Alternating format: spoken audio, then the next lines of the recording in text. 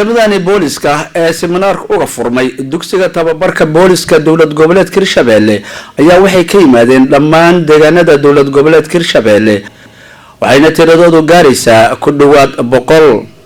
seminaarkani ayaa si wada jira waxa uu soo abaabulay wasaaradda amniga dowlad goboleedka Hirshabelle ee ciidamada booliska AMISOM ee ka howlgala deegaanada dowlad goboleedka Hirshabelle. seminaarkani ayaa waxa furay wasiir ku-xigeenka wasaaradda amniga dowlad goboleedka Hirshabelle. ugu horeyntii ayaa muhiimadda seminaarkan booliska iyo bulshada uu leeyahay waxa ka warbixiyay General Kenneth Kikomba oo ah isku duwaha ciidamada booliska qaybta dowlad goboleedka Hirshabelle. wasiir haddii bulshada iyo booliska ay wada shaqeyn ka dhaxayso waxaa la helayaa nabadgelyo. caalamka intiisa kala dhanba waa wada shaqeeyaan bulshada iyo booliska.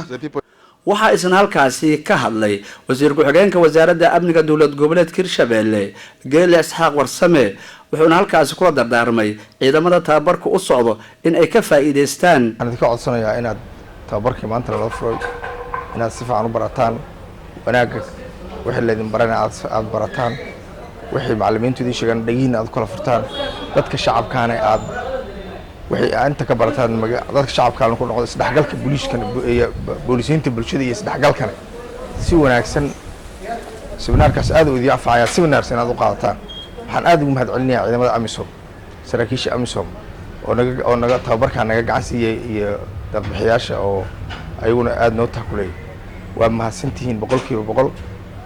tababarkuna waa noo furan yahay. tababarku laga bilaabo maanta waa furan yahay tababarka ilaa weekend waa furnaanaya. mas-uuliyiintani ugu dambeyntii waxay soo booqdeen ciidamada 200 tiradoodu gaarayso oo tababar uga socda dugsiga tababarka booliska dowlad goboleedka Hirshabelle iyadoo ciidamada halkaasi ay ku soo bandhigeen qaybo kamid ah tababarka ay qaateen. Abubakar Maxamed Bacadle warbaahinta qaranka caasimada dowlad goboleedka Hirshabelle magaalada Jowhar.